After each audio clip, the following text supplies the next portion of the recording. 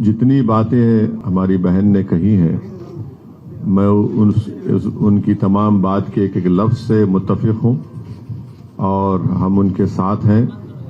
और जब हमारी पहली मुलाकात आपसे हुई थी तो हमने कहा कि इस लड़ाई को हमको सिर्फ पार्लियामेंट इलेक्शन तक ही नहीं रुकना चाहिए, बल्कि इसको आगे लेके जाना चाहिए। तो हमको उम्मीद है कि इंशाअल्लाह ताला ये जो पीडीएम बना है सामाजिक न्याय के बारे में, उसको हम उसके साथ रहेंगे मायम पार्टी, और हम लोग इसको आगे लेकर जाएंगे। और मुझे यकीन है कि उत्तर प्रदेश की जनता इस पीडीएम का साथ देगी।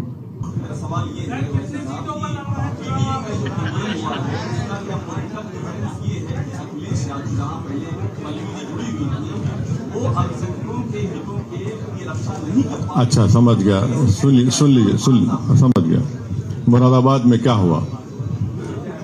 मुरादाबाद में डॉक्टर एसटी हसन साहब उस पार्टी के लीडर थे लोकसभा में, और इतनी उनकी बेइज्जती की गई, इतनी बदतमीजी उनसे की गई। एक मिसाल दे रहा हूं तो बहुत लंबी फहरिस्त है कि आपने दो कैंडिडेट्स को टिकट दे दिया, दोनों को बी फॉर्म दे दिया। मेरे अल्फाज नहीं है, डॉक्टर साहब के खुद अल्फाज नहीं है, तो इससे क्या मैसेज जा रहा है? आप देख लीजिए फिर रामपुर में क्या हुआ। तो ये मिसालें कई हैं ना, तो इससे को तो इनकार नहीं कर सकता। यार हम नहीं कह रहे हैं बल्कि वो तो डॉक्टर साहब कह रहे हैं, रामपुर के उनके जिम्मेदार कह रहे हैं। तो ये हकीकत है, इसे कोई इनकार ही नहीं कर सकता। एक एक करके, कहीं हम भागने वाले नहीं है कहीं। नहीं, आप डिसाइड कर लीजिए एक आदमी को चौधरी।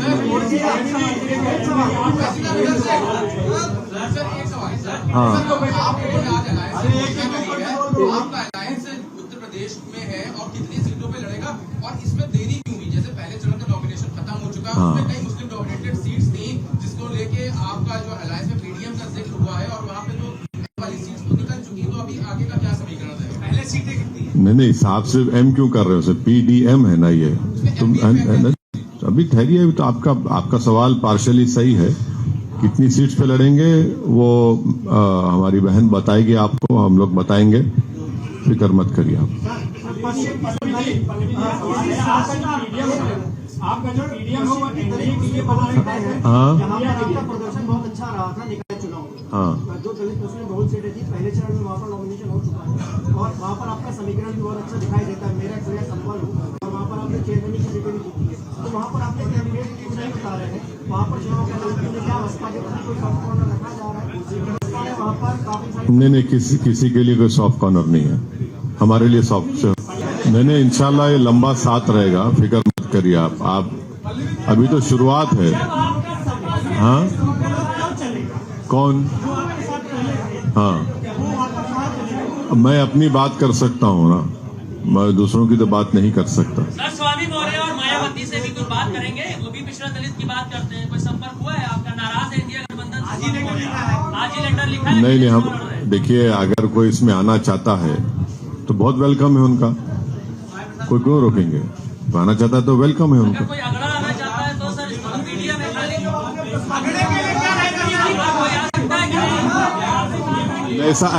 नहीं हो सकता। देखिए नहीं, ऐसा ये तो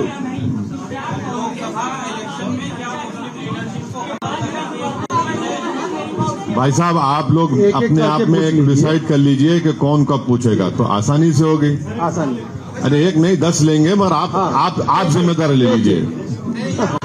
आप किसी और को दीजिए, अपना क्यों? बोलिए, आप ही जिम्मेदारी लीजिए।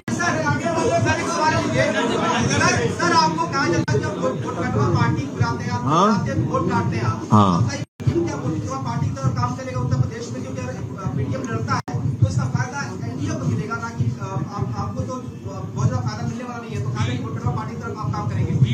अच्छा, तो 2022 के असेंबली के इलेक्शन में 90% मुसलमानों ने वोट दिया, और क्या नतीजा निकला? 90%। क्या हुआ? 90% हाँ 90 बोलिए, उर्दू में 90 बोलते हैं, 90 चलिए 90। क्या नतीजा निकला उसमें? अभी हालिया दिनों में मैंने मिसाल दी, मुरादाबाद की मिसाल आपके सामने रखी, रामपुर की मिसाल आपके सामने रखी। ये कैसे हुआ फिर? इसका जिम्मेदार कौन है? तो ये सब चीजें सामने हैं। अब ये तो जाहिर है, कोई हमसे सवाल आप जब करते हैं तो वो पूरा नहीं होता जब तक आप जिक्र नहीं कर देते वोट कटरा है, बी टीम है, फुला है। तो आपने माशाल्लाह अच्छी शुरुआत की।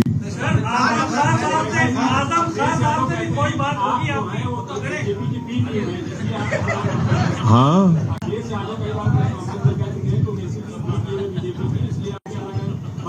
हाँ, इसीलिए तो एसटी हसन को हमने टिकट कटवा दिया। इसीलिए तो हमने रामपुर में गड़बड़ कर दी। हम ही जिम्मेदार हैं, वो सही कह रहे हैं। तो जितना सब कुछ हो रहा है हम जिम्मेदार हैं उसके।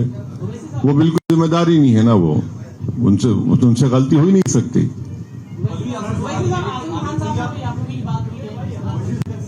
नहीं, हर चुनाव में जो सेकुलर पार्टियां होती हैं गठबंधन और दूसरी तरफ जो मुस्लिम पार्टियां हैं वो उस गठबंधन में शामिल होने के समय कोशिश करते हैं, लेकिन उन्हें दूर रखा जाता है। वैसे मुसलमानों की राजनीति मानते हैं। देखिए, अभी आपने शुरुआत में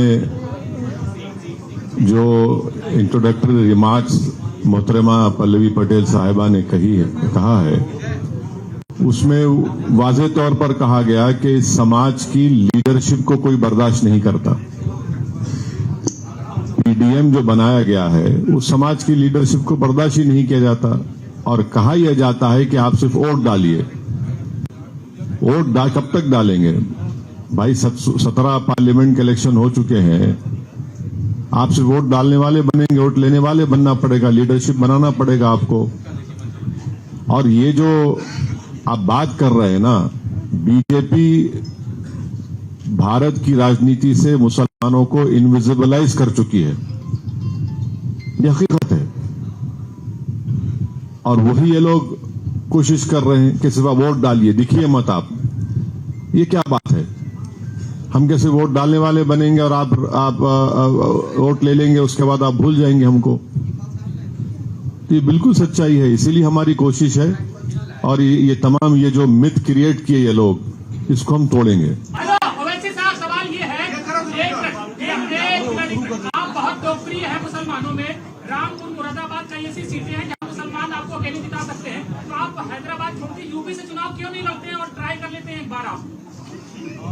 नहीं, मैं तो आपको कैंडिडेट बनाना चाह रहा हूं। मैं आपको लीडर बनाना चाह रहा हूं। सुनिए, मैं आपसे मुराद आप पर्सनली मत लीजिए।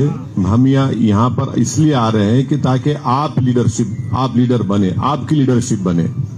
ये मकसद हमारा ये है। हम अपने लिए नहीं आ रहे हैं, अपनी जाती मकबूलियत के लिए या पॉपुलैरिटी के लिए। नहीं, मैं समझ, अरे सर डिबेट मत करिए ना। जैसे मोदी जी आए, उनके आने से बड़ा फर्क पड़ा है। आप यूपी से लड़ लीजिए, सारे मुस्लिम जो है एक तरफा आपको वोट कर देंगे आपकी मोहब्बत में। नहीं, मुझ में और मोदी में जमीन आसमान का फर्क है। दो समंदर के किनारे एक नहीं हो सकते भाई। जी, पीडीएम 2024 इलेक्शन के बाद गवर्नमेंट में शामिल हुआ। किस गवर्नमेंट में? नई फॉर्म होगी जो गवर्नमेंट। कौन सी, किसकी गवर्नमेंट बनेगी? आपकी बना रहे हैं। अच्छा, आपका ऐलान किसी गवर्नमेंट इंशाल्लाह। हाँ राज्य तो धर्म के आधार पर, हाँ, आज स्टेट रिलीजन के आधार पर भेदभाव करती है। और आर्टिकल 15 लागू कराने के लिए कोई प्लान लाएंगे आप? आर्टिकल 15 को लागू करने की जरूरत ही नहीं है। वो फंडामेंटल राइट है आपको। वायलेशन, हाँ उसका वायलेशन हर स्टेट में हो रहा है। हाँ, तो वायलेशन को तो चेक करना पड़ेगा, उसको लागू करने की जरूरत नहीं। अभी मुख्तार अंसारी साहब के जनाजे में डीएम ने कहा कि हम करने नहीं देंगे, मट्टी नहीं देने देंगे लोगों को। हाँ हाँ, वो देखा, सब दुनिया ने देखा। हाँ, देखा, सब दुनिया ने देखा है। बिल्कुल सही है, बिल्कुल गलत बात कही उन्होंने। नेक्स्ट क्वेश्चन पूछिए, प्लीज रिपीटेड क्वेश्चन सब पूछिए। परिवार को टिकट देते हैं, साथ दिखाते हैं, लेकिन जब अंतिम संस्कार होता है तो वो नहीं जाते, कोई सवाल खड़ा नहीं करते, उनका नाम तक नहीं लेते। उस नाम में ये जो ट्वीट करते हैं उसमें मुख्तार अंसारी का नाम नहीं लिखते।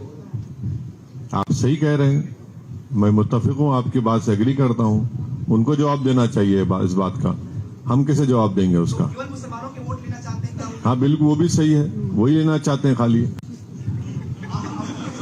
बिल्कुल सही है।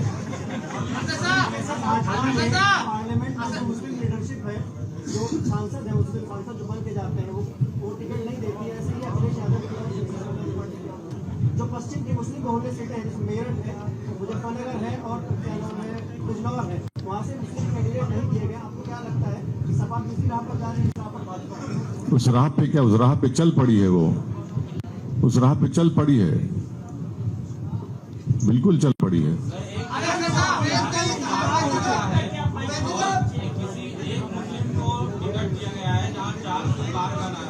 जहां पे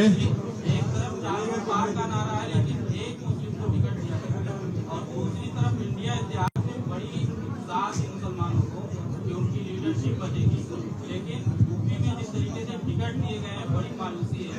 आपने बड़ी लेट कर दी है मुस्लिम कांग्रेस। नहीं, कोई नेक काम की शुरुआत में देरी नहीं हो, देर नहीं बोल सकते।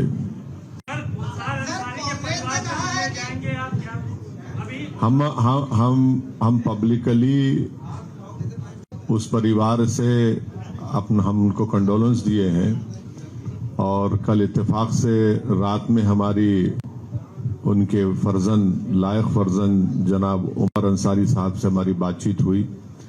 जब वो दुख भरी खबर आई उनके इंतकाल की, तो हम फोन लगाए थे उनके बड़े भाई को, अफजाल अंसारी साहब को, मगर बात नहीं हो पाई।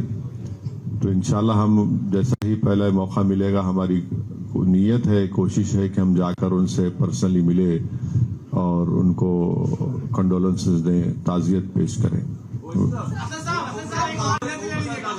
क्या उन्होंने कहा कि गरीबों का मसीहा मुख्तार अंसारी को, जबकि वो योगी सरकार में है, और ये भी कहा कि क्रांतिकारी, ये उनका बयान है कि आप इससे अंग्रेजी में इसको कहते हैं फ्रॉइडन स्लिप।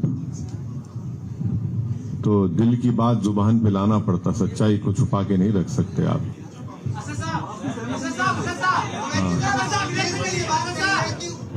आपकी पार्टी मुस्लिम बहुल क्षेत्रों से चुनाव लड़ेगी?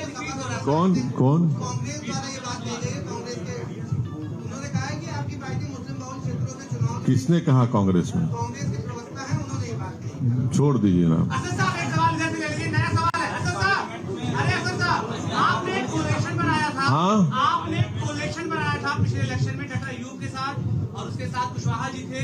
क्या उनको भी इसका हिस्सा आप बनाएंगे? मैं देखिए अभी मोहतरमा पल्लवी पटेल साहिबा ने कहा है कि हम हर एक का वेलकम करने के लिए तैयार हैं। उससे सबक क्या लिया आपने? उस कोलेक्शन के बनाने के बाद रिजल्ट बहुत अच्छा नहीं रहा। हाँ। क्या उस पर एक मंथन आप करेंगे, जो कमियां रही उसको? नहीं, सबक ये है कि कभी मायूस ना हो, ना उम्मीद ना हो, और लड़ते रहो। करेज ऑफ कन्विक्शन होना चाहिए आपको, तो हम वो काम कर रहे हैं।